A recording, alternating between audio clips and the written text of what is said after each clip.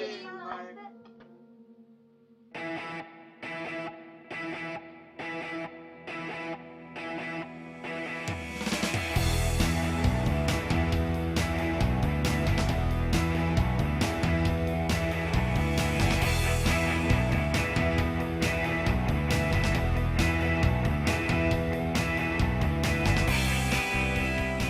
1986, the Smiths released their third studio album, The Queen is Dead. Delayed for over 8 months after its recording, the album was the climax of the most turbulent period in the group's history. Internal strife, label disputes, and press controversies combined to threaten the future of the band. Though after the dust had settled, they emerged with one of the most important records of the decade. They were quite rightly kind of heralded as the the Great White Hope sort of thing. You know, they were at the top of their game making that album. Bands kind of get to the third album, they should know what they're all about, and they should better play to their strengths. And I think that's what, the Smiths did. There seemed to be anger and there seemed to be hate, and there was also this bunker mentality that if the world won't listen, we can produce something that will really make everyone sit up and take notice.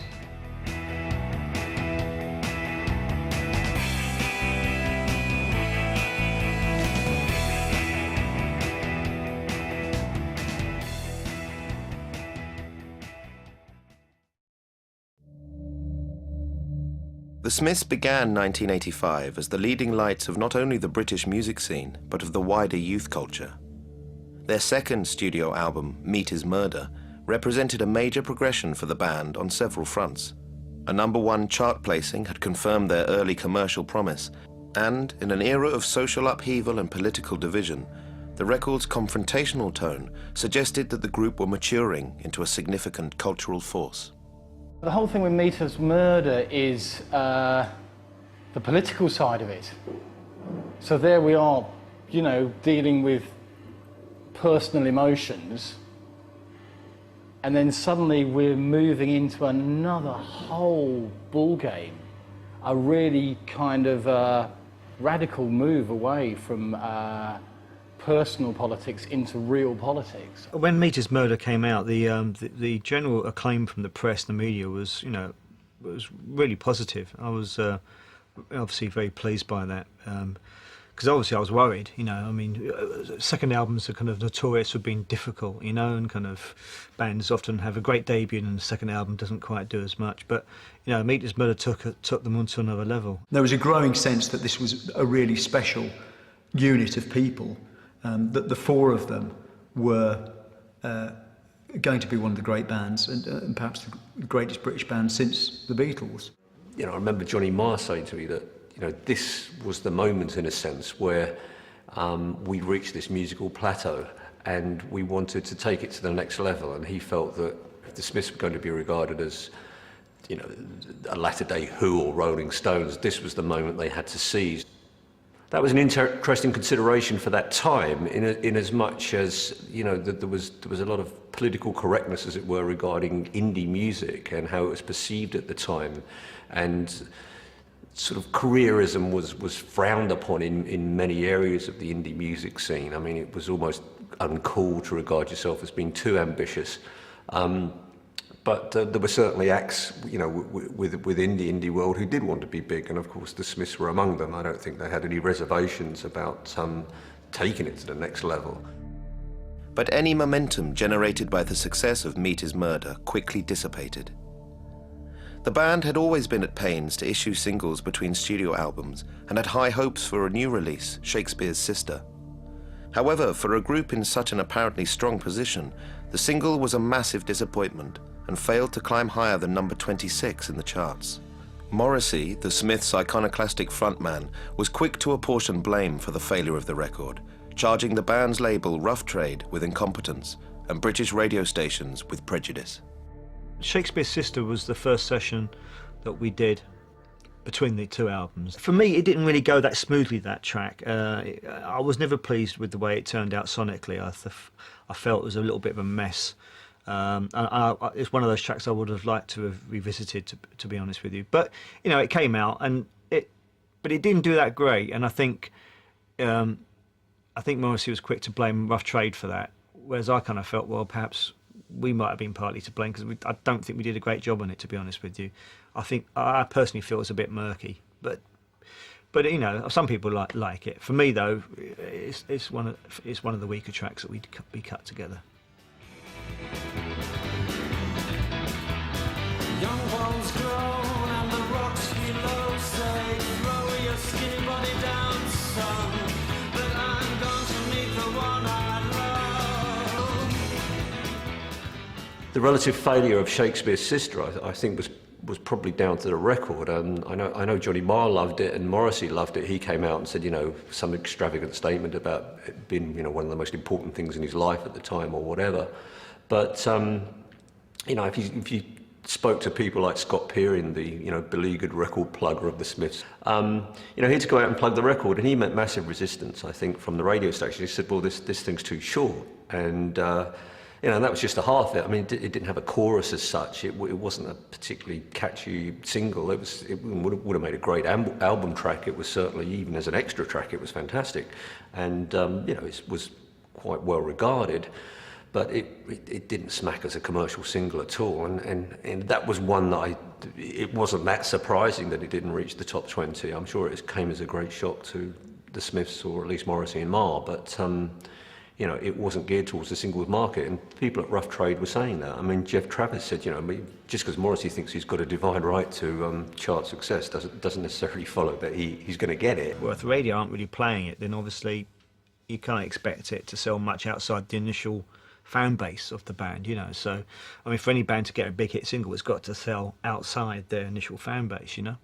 So, no, I wasn't surprised that it wasn't a great, you know, kind of hit for them. If the poor performance of Shakespeare's Sister was a shock to the Smith system, the damage would be compounded in the summer of '85 when the sole single from Meat Is Murder, That Joke Isn't Funny Anymore, failed to break the top 40. Morrissey swiftly went on the offensive, railing against alleged persecution by the record industry and accusing radio producers of fascism. With the release of The Boy with a Thorn in His Side in late September, the singer followed up his complaints in the music press by casting himself in the role of a martyred outsider. Morrissey, at that point in particular, was always in the press and in making fantastic and often violent outbursts against all sorts of enemies, real and imagined. But he was also known, of course, and always has been, you know, for a profound sensitivity. And I think that line, you know, behind the hatred, there's this desire for love, and you know, in a way, that kind of maybe is one of Morrissey's most revealing songs. Well, you know The Boy with the Thorn in the Side? Yeah. Now, I thought that you were inspired by Oscar Wilde. You know that story, is that true? No, that's not true. It's the thorn is the music industry, and all these people who just would never believe anything I said, tried to get rid of me, wouldn't play the records. They didn't fit in, you know. Eccentric, I suppose, like sort of almost like an English eccentric, someone that had crashed the party. And that was kind of a very charming thing, you know. When pop was becoming a very sort of identikit, sort of out of the box, you know, predictable experience. You know, Smiths was something much more human, and Morrissey was, of course, the kind of focal point of that. And yeah, he was outspoken and witty and interesting.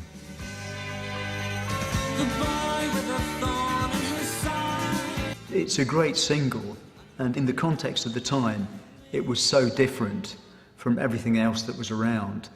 His performance, his live performance, again was extraordinary. He did this incredibly camp performance in which he was sort of hugging his side with one hand and almost doing a sort of teapot dance, and it was just brilliantly funny. I don't think it's a song of great consequence, but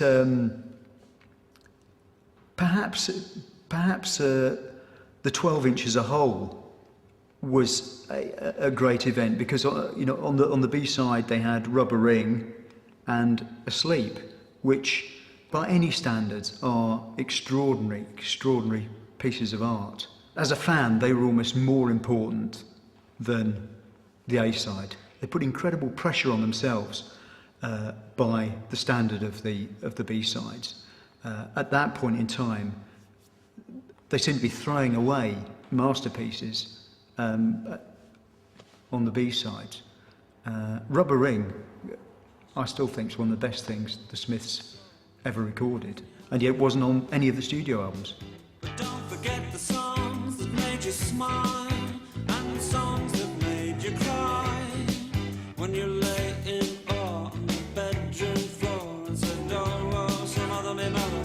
I think Rubber Ring was, you know, as Morrissey saying, you know, reflecting on the passage of time and how things can change, and you know, it was an appeal to his audience not to forget what he contributed to their adolescence in a way. I think there was also an implicit realisation in the song that things do change, that those adolescent passions aren't necessarily translated into adulthood, that they can disappear along the way, but they should never be forgotten. You are sleeping. You do not want to believe. You are sleeping. We recorded that especially for to be a B-side, yeah, on The Boy with the Thorn in His Side. Asleep was recorded a separate session. Asleep was recorded when we recorded Big Mouth Strikes Again at Rack Studios. It was just one of those incidents where everything just went perfectly. It was like, you know, we'd done the main recording on Big Mouth Strikes Again, and we had a little bit of time left, and Johnny had this little idea for this piano kind of led track. So Johnny sat down and practiced it a few times, because Johnny's not really a piano player, so he had to run through it a few times, but you know, he kind of managed to get a pass that was sounding good. So and then Morrissey sang this beautiful melody on top, and we got the old BBC sound effects record out, got a bit of wind noise, and there was a sound of I think a music box or something, and we put it through a harmonizer to make it go down in pitch, and everything just seemed to work. All the little effects and things that we tried just seemed to kind of go on and work straight away. All I had to do was just keep putting the needle back on and put the fader back up again for the wind noise. It just felt right, and it was a magical session. We did it very, very quickly. It was just recorded and mixed in one go, you know. Sing me to sleep, sing me to sleep. I'm tired and I want to go to bed. Sing me to sleep, sing me to sleep. It certainly was one of the most haunting and bleakest records at the time. In a sense, it didn't. You know, there wasn't any hope offered within the song. I mean, it was, you know, almost lulling you into a sense of a sort of somnambulistic retreat into suicide. You know, there wasn't any sort of redeeming features of life. Kind of linked to Rubber Ring at the time, because they interconnected. And that song had ended with, you know, a communication with the dead too, so it segued quite nicely into Asleep on the single, and it was commented upon in the press, because you know there's this great fear that these Smiths fans are all going to commit suicide or something, which you know you can you know, there's all this whole thing about what's the artist's responsibility, and should Morrissey be writing a song like that, and you know, the obvious answer for someone like me is he can write whatever he wants, really. But you could see why it was regarded with some sensitivity at the time. Despite the inclusion of 2 B-sides, often mentioned as being among the Smiths' best work, The Boy with the Thorn in His Side made little progress in the charts, where it peaked at number 23. Though the song was to be included on The Queen is Dead, it had been recorded some weeks prior to the main album sessions, and as an early indicator of how their new material might fare, the single's lackluster performance rattled nerves within the band. I thought it was a wonderful kind of melodic, kind of catchy single, but again, radio didn't really take to it that greatly, not compared to how they played, like, you know, William or, you know, This Charming Man, and so again, it didn't really chart as highly as it should, which I guess was another kind of nail in the coffin for Rough Trade as far as Morrissey was concerned, I guess. So there was beginning to be, I think, before the actual main recording of an album, a little bit of like, well, certainly, I guess, perhaps from Morrissey's point of view, he wasn't totally sure that Rough Trade were going to give him the promotion that he felt he deserved, or the band deserved, for their album. So I think it was around about the time of doing the major session for The Queen Is Dead that I started hearing the name of EMI being mentioned around and about the place. Speculation that the Smiths were indeed considering leaving their record label for the bright lights of EMI made headlines throughout the UK music press. The band's association with Rough Trade Records was widely seen as the cornerstone of the British independent scene. In an age where the recording industry was becoming increasingly corporatized, it was a relationship of tremendous symbolic value, both to the Smiths' image and to the future of independent music.